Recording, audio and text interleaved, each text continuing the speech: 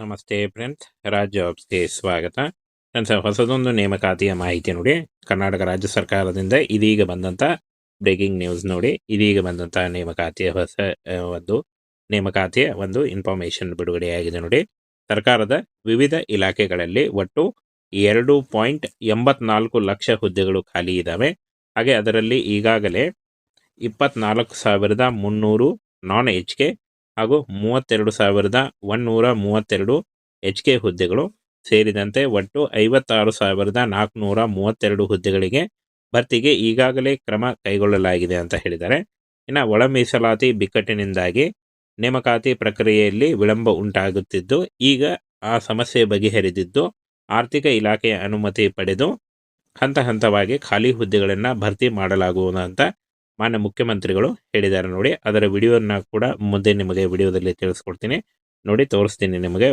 ಏನು ಮಾನ್ಯ ಮುಖ್ಯಮಂತ್ರಿಗಳು ಈ ಒಂದು ಹುದ್ದೆಗಳು ಏನು 2.84 ಲಕ್ಷ ಹುದ್ದೆಗಳು ಖಾಲಿ ಇದ್ದಾವೆ ಅದರ ಬಗ್ಗೆ ಮಾತಾಡಿದ್ದಾರೆ, ಸದನದಲ್ಲಿ ಮಾತಾಡಿದ್ದಾರೆ.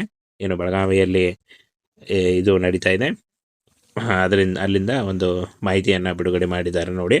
ಸದನದಿಂದ ನೇಮಕಾತಿಯ ಒಂದು ಮಾಹಿತಿಯನ್ನು ಬಿಡುಗಡೆ ಮಾಡಿದ್ದಾರೆ. ಆ ಒಂದು ವಿಡಿಯೋನ ಕೂಡ ತೋರಿಸ್ತೀನಿ. ಹಾಗೆ ಇದುವರೆಗೂ ಯಾರು ನಮ್ಮ ಟೆಲಿಗ್ರಾಮ್ ಚಾನೆಲ್ನ ಜಾಯ್ನ್ ಆಗಿಲ್ಲ, ಈಗಲೇ ಜಾಯ್ನ್ ಆಗಿ ಪ್ರತಿಯೊಂದು ಅಪ್ಡೇಟ್ಗಳು, ಯಾವುದೇ ಒಂದು ಏನು ಮಾಹಿತಿ ಬಿಡುಗಡೆ ಆದರೂ, ಒಂದು ನೋಟಿಫಿಕೇಷನ್ ಬಿಡುಗಡೆ ಆದರೂ ಅಲ್ಲಿ ಬೇಗ ಮಾಹಿತಿ ನಿಮಗೆ ಸಿಗುತ್ತೆ. ನೋಟಿಫಿಕೇಷನ್ನ ಹಾಗೂ ಮಾಹಿತಿ ಇರುತ್ತೆ ನೋಡಿ. ಇಲ್ಲಿವರೆಗೂ ಯಾರು ನೀವು ಟೆಲಿಗ್ರಾಮ್ ಚಾನೆಲ್ನ ಜಾಯ್ನ್ ಆಗಿಲ್ಲ, ನಮ್ಮ ಟೆಲಿಗ್ರಾಮ್ ಚಾನೆಲ್ನ ಜಾಯ್ನ್ ಆಗಿಲ್ಲ, ಈಗಲೇ ಜಾಯ್ನ್ ಆಗಿ ಹೆಚ್ಚಿನ ಉದ್ಯೋಗ ಮಾಹಿತಿಗಳಿಗಾಗಿ ಬನ್ನಿ. ಮಾನ್ಯ ಮುಖ್ಯಮಂತ್ರಿಗಳು ಈ ಒಂದು ಹುದ್ದೆಗಳ ಬಗ್ಗೆ ನೋಡಿ, ಇಲ್ಲಿ 2.84 ಲಕ್ಷ ಹುದ್ದೆಗಳಿಗೆ ಬಗ್ಗೆ ಏನು ಹೇಳಿದ್ದಾರೆ ಅಂತ ತಿಳಿಸ್ಕೊಡ್ತೀನಿ, ತೋರಿಸ್ತೀನಿ ನೋಡಿ. ವಿಡಿಯೋನ ಕೂಡ ತೋರಿಸ್ತೀನಿ ನೋಡಿ. ಒಳ ಮೀಸಲಾತಿ ಬಿಕ್ಕಟ್ಟಿನಿಂದಾಗಿ ನೇಮಕಾತಿ ಪ್ರಕ್ರಿಯೆಯಲ್ಲಿ ವಿಳಂಬ ಉಂಟಾಗಿತ್ತು, ಅದೆಲ್ಲ ನಿಮಗೆ ಈಗಾಗಲೇ ಗೊತ್ತೇ ಇದೆ ನೋಡಿ. ಈಗ ಈ ಸಮಸ್ಯೆ ಬಗೆಹರಿದಿದೆ ಅಂತ ಹೇಳಿದ್ದಾರೆ ನೋಡಿ. ಒಳ ಮೀಸಲಾತಿ ಸಮಸ್ಯೆ ಬಗೆಹರಿದಿದ್ದು ಆರ್ಥಿಕ ಇಲಾಖೆಯಿಂದ ಅನುಮತಿ ಪಡೆದು ಹಂತ ಹಂತವಾಗಿ ಖಾಲಿ ಹುದ್ದೆಗಳನ್ನು ಭರ್ತಿ ಮಾಡಲಾಗುವುದು ಅಂತ ಕೂಡ ತಿಳಿಸ್ಕೊಟ್ಟಿದ್ದಾರೆ ನೋಡಿ. ಈಗ ಮುಂದೆ ನಿಮಗೆ ಮಾನ್ಯ ಮುಖ್ಯಮಂತ್ರಿಗಳು ಏನು ಹೇಳಿದ್ದಾರೆ ಸದನದಿಂದ, ಅದನ್ನ ವಿಡಿಯೋನ ಕೂಡ ತಿಳಿಸ್ಕೊಡ್ತೇನೆ. ಮಾನ್ಯ ಶಿರಾಣಿ ಹಣಮಂತ ರುದ್ರಪ್ಪ ಅವರು ಸರ್ಕಾರದಲ್ಲಿ ಕೆಲವು ಪ್ರಶ್ನೆಗಳನ್ನು ಕೇಳಿದ್ದಾರೆ. ಎಷ್ಟು ಹುದ್ದೆ ಖಾಲಿ ಇದ್ದಾವೆ?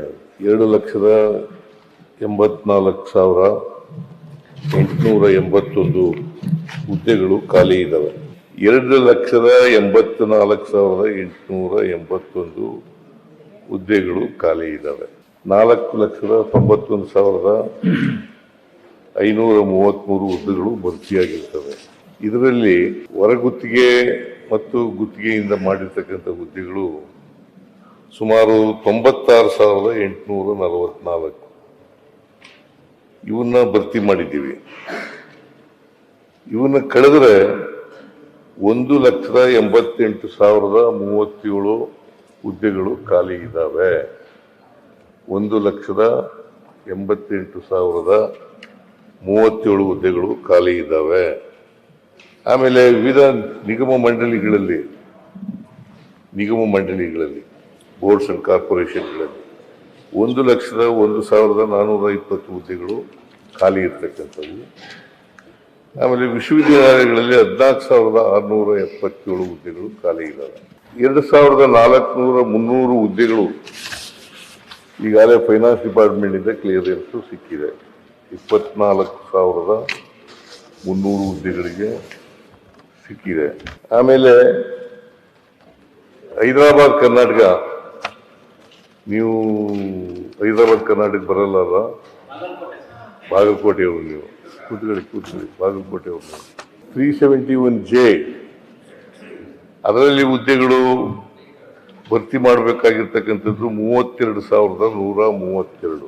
ಎರಡೂ ಸೇರಿಸಿದ್ರೆ 56,432 ಹುದ್ದೆಗಳು ಭರ್ತಿ ಮಾಡ್ತಾ ಇದ್ದೀವಿ. 56,432 ಹುದ್ದೆಗಳನ್ನು ಭರ್ತಿ ಮಾಡ್ತಾ ಇದ್ದೀವಿ.